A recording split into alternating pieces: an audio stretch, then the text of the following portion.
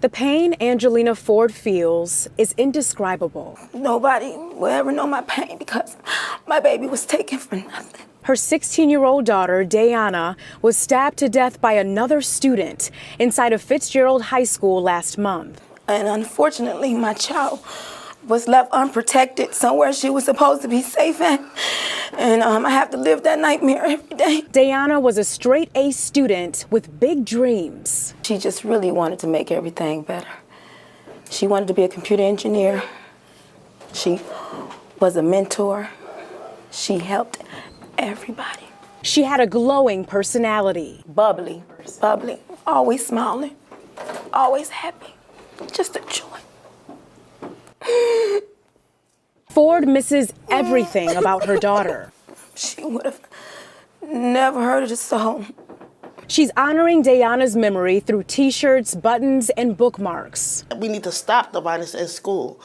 We want all of our children to come home. The family is holding on to memories to try to cope, but the pain will never go away. She was always with me. She was my hype man. I never get that back.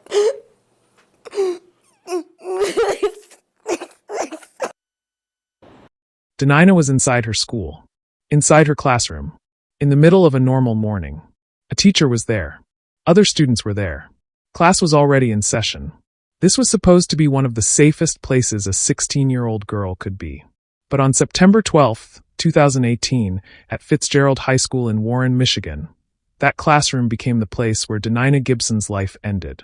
Around 8:30 that morning, Danyna was in economics class. She was a straight-A student, a senior, a girl known for her grades, her school activities, and the future she was already working toward. And then her classmate, 17-year-old Tanaya Lewis, came with something no student should ever bring into a school. A kitchen knife. Not a rumor. Not an argument that stayed in the hallway. Not a teenage disagreement that ended with shouting and tears. A knife brought from home. And in front of students who had only come to learn, in front of a teacher who had only come to teach, Danyna was attacked. Think about how fast a normal morning can collapse. One moment, students are sitting at their desks. Books are open. The day has barely started. Maybe someone is thinking about the next class, the next test, the next conversation after the bell. Then suddenly, everything changes. A classmate moves toward Danyna. The knife appears. Panic takes over the room. Students see what no child should ever have to see inside a school. The teacher tries to stop what is happening. Danyna tries to get away. But the damage has already begun. A school resource officer responded quickly and began CPR. Emergency help was called. Danyna was rushed to the hospital. But later that morning, the news came that her family should never have had to hear. Danyna Gibson was gone. Before we continue, tell me where you're watching from, because this case did not happen in some hidden place far away from everyday life. It happened inside a school, in front of people, during a morning that should have ended with Danyna walking out of that classroom alive. And that is what makes this case so hard to sit with.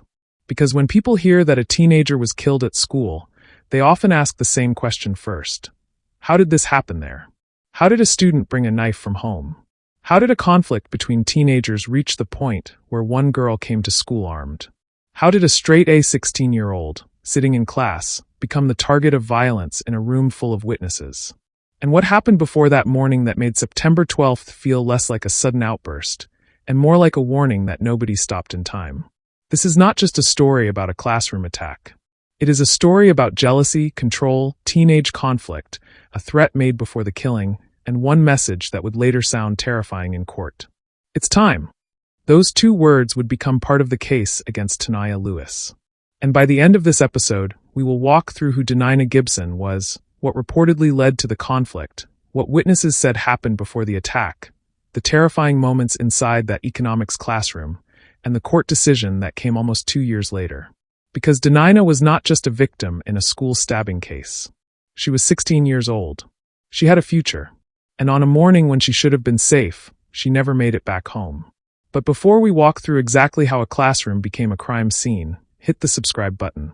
We're ensuring Danyna's story is told with the gravity it deserves. And we're not stopping until we understand how this happened. Before that morning became a case number, before her name appeared in court reports, Danyna Gibson was a 16-year-old girl trying to build a future. She was a senior at Fitzgerald High School in Warren, Michigan, and by the accounts shared after her death, she was the kind of student every school would be proud to have. Danyna was described as a straight-A student. Not average, not barely getting by. She was focused, disciplined, and already showing the kind of promise that made people believe she was going somewhere. And she was not only known for her grades. Danyna was active across school life in a way that showed how much she gave to the world around her. She was involved in robotics, marching band, color guard, cross-country, student council, and honor-related groups. She had an interest in computer engineering, a field that would have required intelligence, patience, and ambition. That matters because Danyna was not a teenager drifting through school without direction. She had goals. She had structure. She had a future that was already beginning to take shape. Danyna was not a troubled student. She was not known as a public discipline problem. She was not the kind of child people expected to see at the center of a violent school tragedy. That is what makes this case so painful. Somewhere around her, a teenage conflict was growing more serious. And by the time adults understood how dangerous it had become, Danyna Gibson was already fighting for her life. The other teenager at the center of the case was Tanaya Lewis. She was 17 years old at the time. Public reports described her and Danyna as former friends or classmates, and that detail matters because this was not a stranger walking into a school and choosing a random target. These were teenagers who knew each other. They moved through the same school environment. They shared some of the same social circles. They were close enough for tension to grow before adults fully understood where it was heading. And that is one of the most troubling parts of this case. Tanaya Lewis was also described as a strong student. Some reports described her as an honors student, even a straight-A student herself. That detail changes the way this story feels, because it means this was not a case where people could easily point to a long public record of violence and say the danger was obvious from the beginning.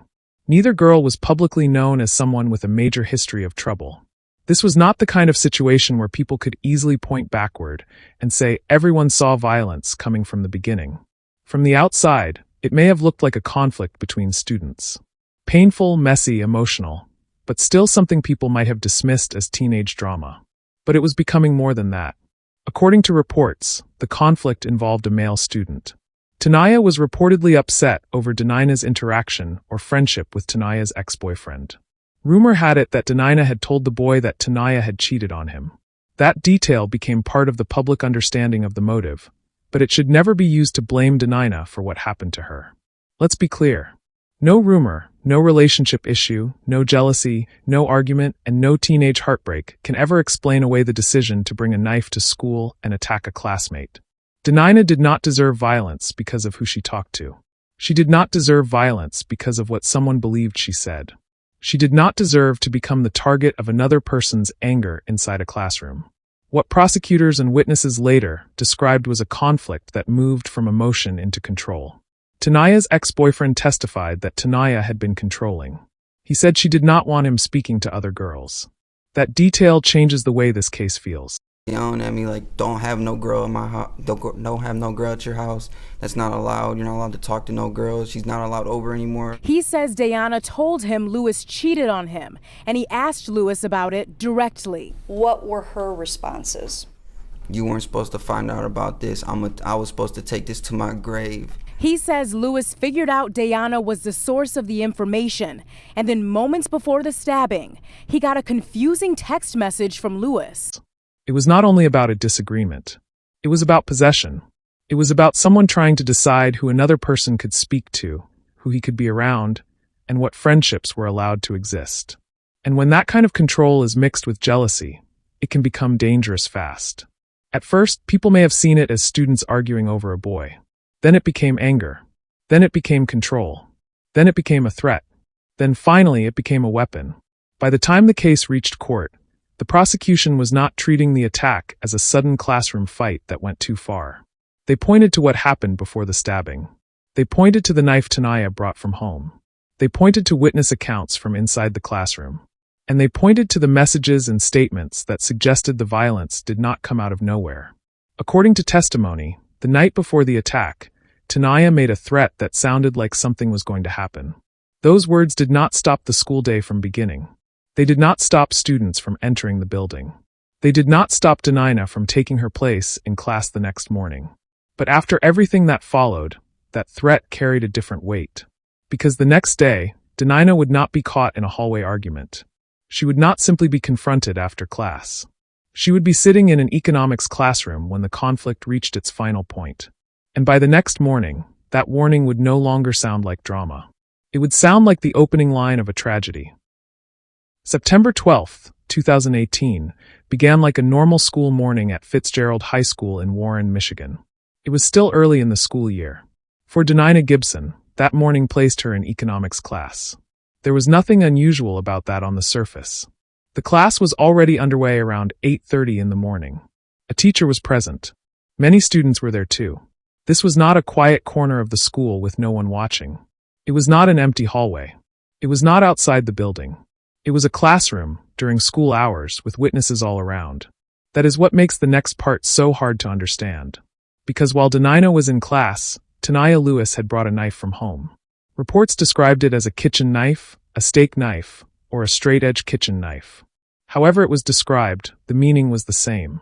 It was not something a student should have had inside a school building. It was not something that belonged in a classroom. It was a weapon carried into a place filled with children. And before the violence started, there was already a moment that would later stand out in court. According to testimony, Tanaya's ex-boyfriend received a message from her that morning. She reportedly asked whether he liked Danyna. It was not just a random question. In the context of everything that had been building, it carried weight. The conflict involving him had already become part of the tension between the two girls. He did not answer the way Tanaya wanted. Then, according to the testimony described in reports, she sent another message. "It's time." 2 words. Short, direct. And after what happened next, deeply disturbing. At that moment, the school day was still going on. Students were still in the building. The economics class was still a class. The teacher was still there. Danyna was still alive. But those words would later be used to show that the attack was not treated as a simple fight that suddenly went too far. Prosecutors would point to what happened before the stabbing. They would point to the fact that a knife had been brought from home. They would point to the messages. They would point to the conduct inside the classroom. But in that moment, before everyone understood the meaning of those words, Danyna was still sitting in a room where she had every reason to believe she was safe. That is the part that stays with you. Danyna was doing what students do. Trying to get through the day. Trying to finish schoolwork. Thinking ahead to whatever came next.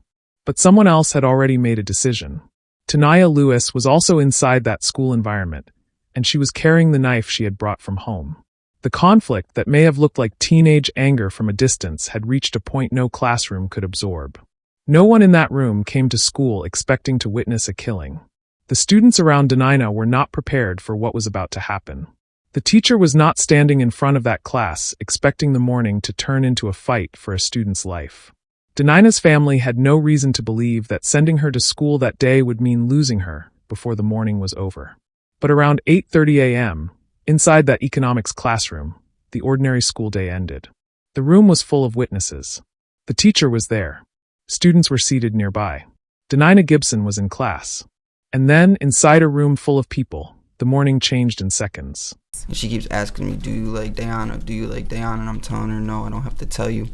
And she goes, "It's time." And I'm like, "What do you mean?" And that's when he found out Danyna had been stabbed repeatedly inside of a classroom. I text her again asking, "What'd you do? Why'd you do this? There could have been another way." But she never responded. Inside the economics classroom, the morning was still moving like any other school day. Students were in their places. The teacher was in the room. Danyna Gibson was there with the rest of the class, not expecting danger, not looking for trouble, not knowing that the conflict outside that room had already followed her inside. Then Tanaya Lewis moved toward her. In her hand was the knife she had brought from home. A kitchen knife.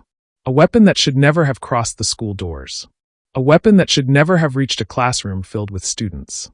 The first moments happened fast. Tanaya approached Danyna and stabbed her in the upper chest. The attack was sudden enough that the room did not have time to understand it before panic took over. Danyna was hit before she could fully escape what was happening. One account described the wound as striking her heart. But Danyna did not stay still. She tried to get away. That is the part that makes the scene so painful to follow. She was not standing there for a fight. She was not ready for a weapon. She was a 16-year-old girl trying to survive inside a classroom where she should have been safe. She ran. Across the room, the teacher, Sarah Sonnenfeld, saw Danyna moving toward her. It was not the movement of a student changing seats or joining a group project. It was a girl running from danger.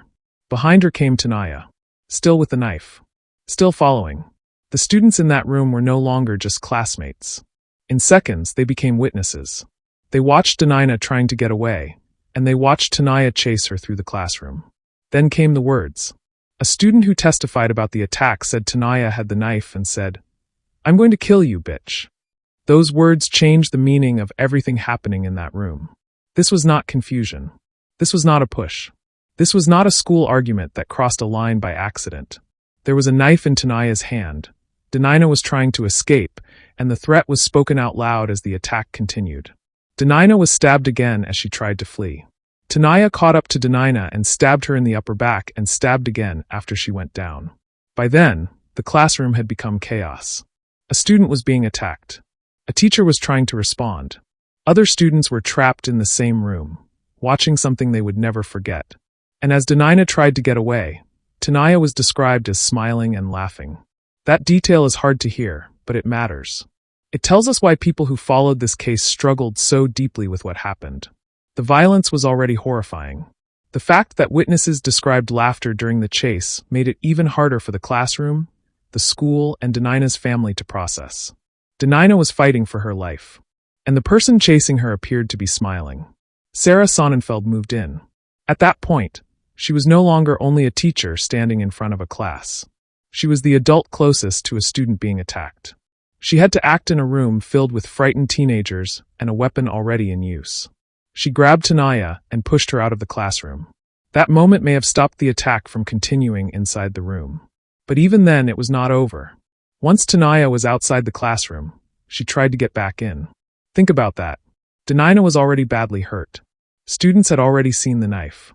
The teacher had already forced Tanaya out. And Tanaya still tried to return to the room. From outside the classroom, more words were heard. "I hope she dies." Not once, but repeated. "I hope she dies." Inside the room, Danyna was down. The danger had moved from the attack itself to the desperate effort to keep her alive. Sarah Sonnenfeld went to Danyna and tried to understand where the blood was coming from. The students who had watched the chase now had to watch the aftermath. There is no easy way to soften this part. Danyna had been stabbed multiple times. There were 4 wounds in total, including wounds to the upper chest and back. She had tried to run. She had tried to escape. But the injuries were too severe.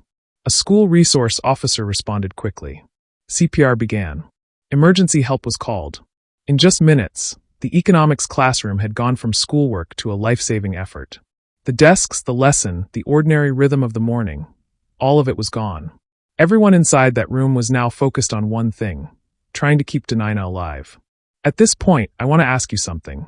When violence happens inside a classroom, during school hours, with adults nearby, what question comes to your mind first? Leave it in the comments, because this is the part of the case that still leaves people shaken.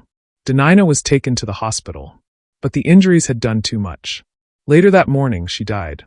That is the fact that everything returns to. She had walked into Fitzgerald High School as a senior, a straight A student, a young girl with activities, plans, and interest in computer engineering. Her family had sent her to school expecting her to come home. Instead, her classmates saw her chase through a classroom.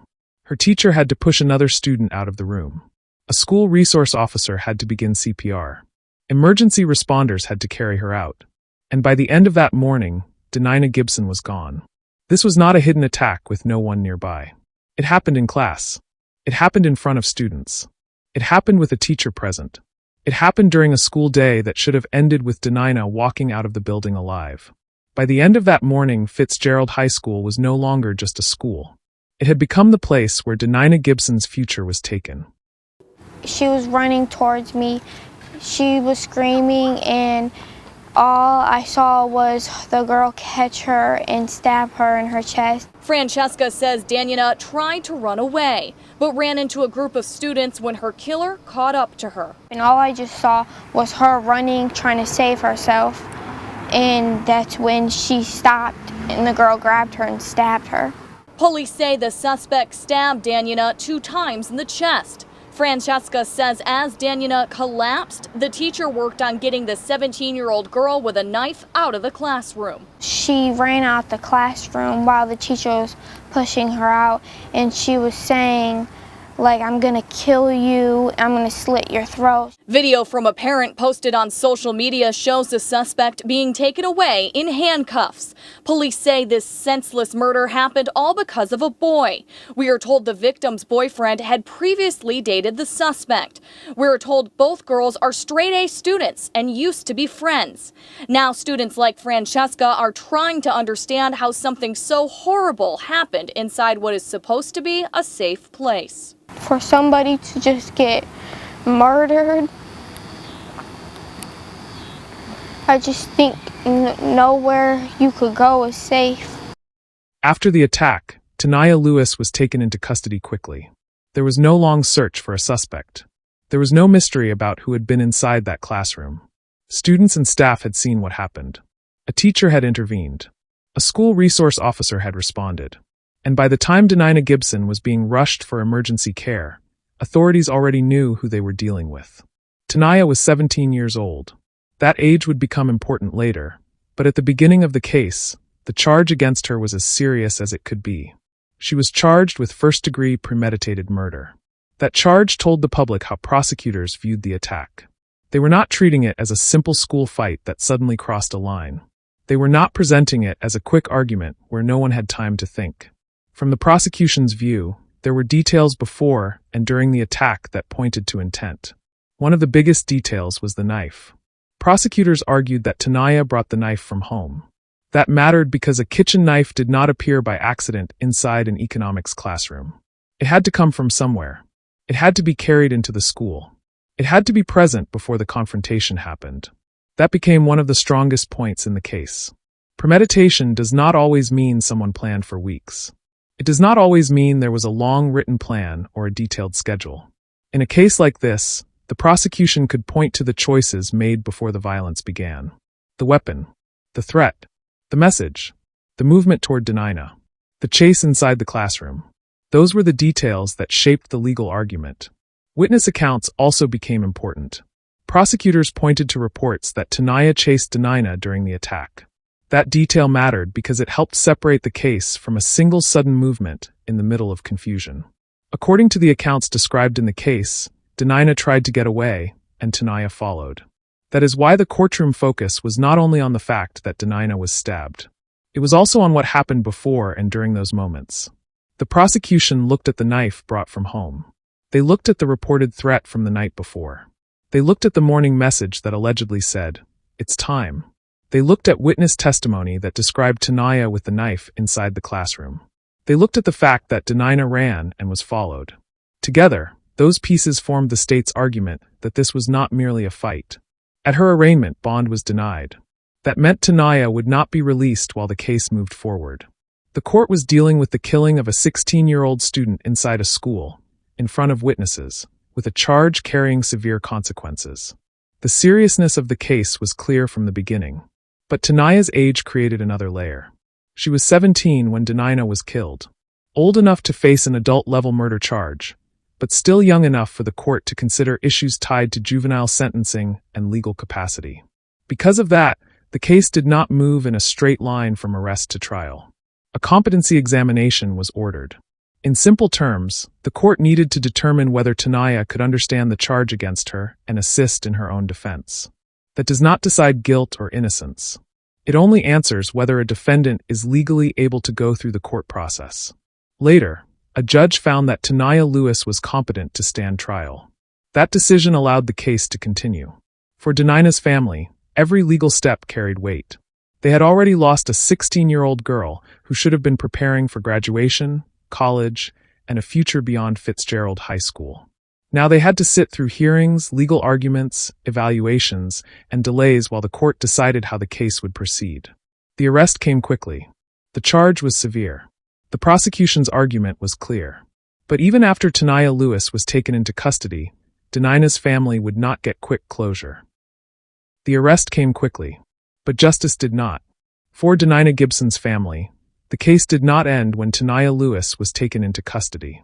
It did not end when the charge was announced. It did not end when bond was denied. Those were only the first steps in a court process that would stretch for nearly 2 years. And that kind of waiting has its own pain. The public may move on from a headline. People may read the story, feel angry for a moment, share a post, and then return to their own lives. But a courtroom does not move that fast. A family does not heal on schedule. And when a child has been killed, every delay can feel like being forced to stand in the same wound again. Danyna's family had already faced the worst news possible. A 16-year-old girl had gone to school and never returned home. She had been sitting in class, surrounded by other students, when her life was taken. Her family had already planned a funeral instead of preparing for the future she should have had. But after the funeral came hearings. Dates. Evaluations. Requests from the defense. More waiting. Some of the delays in the case were connected to evaluations ordered during the process. Others involved defense requests and trial scheduling. In court, those steps may have had legal purpose. They may have been part of making sure the case moved properly. But from the family's side, each delay meant the same thing. The case was still not over. Every time the matter was pushed forward, the pain came back into the room. Danyna's name had to be spoken again. The details of the classroom had to be remembered again. Her family had to keep showing up, not because it brought her back, but because accountability was the only thing left for the court to give. That is one of the hardest parts of a case like this. The person who died is gone immediately, but the people who love them are left to wait for answers inside a system that moves slowly, carefully, and sometimes painfully. For Danyna's family, the issue was not complicated. They wanted accountability. They wanted the court to recognize the seriousness of what happened inside Fitzgerald High School. They wanted the life of a 16-year-old girl to matter in more than words. Nearly 2 years passed between the killing and the case reaching resolution. 2 years of grief. 2 years of court dates. 2 years of remembering the morning Danyna should have walked out of school alive. Then, in August 2020, the case took a major turn. Tanaya Lewis pleaded no contest to first-degree murder in Macomb County Circuit Court. That kind of plea can be confusing if you are hearing it for the first time. It is not the same as standing in court and saying word for word, "I am guilty." But legally, it allowed the court to treat Tanaya as convicted for sentencing. In other words, the case did not need to go through a full trial for the court to move forward with punishment. For Danyna's family, that meant one part of the long wait was finally ending. But it also came with a condition. Tanaya Lewis would not receive life without parole. That detail mattered because first-degree murder is one of the most serious charges a person can face. But Tanaya had been 17 years old when Danyna was killed, and her age affected how prosecutors approached sentencing. Juvenile sentencing rules gave the court more room to consider age, maturity, and future parole eligibility. Prosecutors did not ignore the seriousness of what happened. Assistant Prosecutor William Cataldo described the act as planned and intentional. The prosecution's position had been clear from the beginning. This was not treated as a school fight that suddenly got out of control. Their argument focused on the knife brought from home, the reported threat, the message sent that morning, and what witnesses said happened inside the classroom. But the prosecution also referenced Tanaya's age and brain development as part of the reason they did not seek life without parole. That is where the case became difficult for many people watching from the outside. On one side, there was a 16-year-old girl who would never come home, never graduate, never go to college, and never live the future she had been working toward. On the other side, the person accused of killing her had also been a teenager at the time. The court had to decide punishment in a case where the loss was permanent, the facts were severe, and the defendant's age still mattered under the law. On September 16, 2020, Judge Catherine Viviano sentenced Tanaya Lewis to 27 to 60 years in prison. She also received credit for time already served. That sentence meant Tanaya would not be eligible for parole until after serving at least 27 years. For a teenager entering prison, that is a large part of a life. But for Danyna's family, no number of years could balance what had been taken. During sentencing, Tanaya expressed regret. She said she had nightmares. She accepted that she should be punished. The court heard that remorse. But remorse does not reverse a school morning. It does not take Danyna out of that economics classroom and place her safely back beside her family. It does not give her father the chance to see her graduate. It does not give her a college acceptance, a career in computer engineering, or birthdays that should have kept coming year after year. Danyna's aunt, Vernita Johnson, spoke with frustration after sentencing because even a long prison sentence could not bring Danyna back. And that frustration is easy to understand. A sentence can punish. A sentence can close a case file. A sentence can decide when someone might ask for parole. But a sentence cannot return a child to her family. That is the painful difference between legal closure and real closure. In court, the case had reached an ending. Tanaya Lewis had been convicted through her plea. She had been sentenced.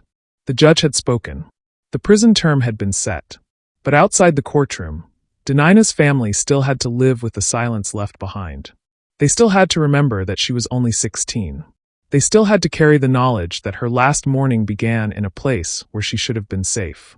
They still had to hear people talk about the case in legal terms, while knowing that the center of the story was their daughter, their niece, their loved one.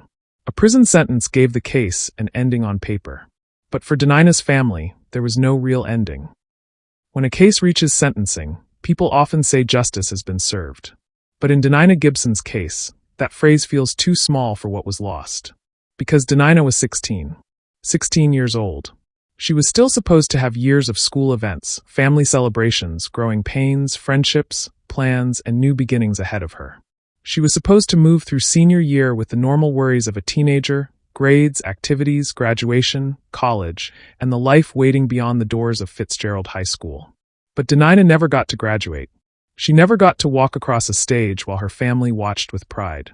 She never got to hear her name called as a graduate.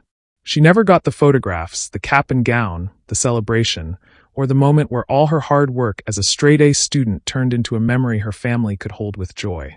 She never got to attend college. She never got to follow the interest she had shown in computer engineering.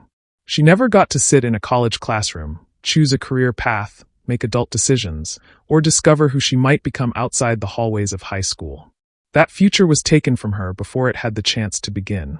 And that is why Danyna's story should never be reduced to a love triangle. It should never be flattened into a school fight story or treated like teenage drama that went too far. That kind of language makes the loss sound smaller than it was. Danyna was not a rumor. She was not a conflict. She was not just the girl at the center of someone else's anger.